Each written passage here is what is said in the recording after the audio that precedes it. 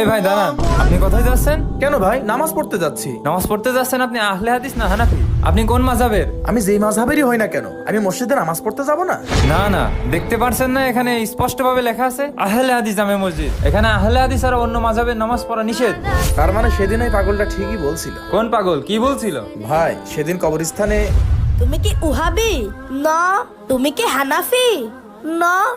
তুমি কি আহলে হাদিস? না। তাহলে তোমরা সবাই কারা? আমরা সবাই মুসলমান, এখানে আমাদের কোনো দল নেই। এই পাগল, তুই ওখানে কি করছিস?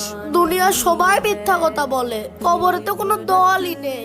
দুনিয়ার সবাই মিথ্যা কথা বলে মানে কি বলছিস এসব? দুনিয়াতে কেউ উহাবি, কেউ হানাফি, কেউ আবার আহলে হাদিস, কিন্তু কবরবাসীরা বলছে এখানে কোনো দল নেই, আমাদের আলাদা কোনো পরিচয় নেই, আমরা সবাই মুসলমান।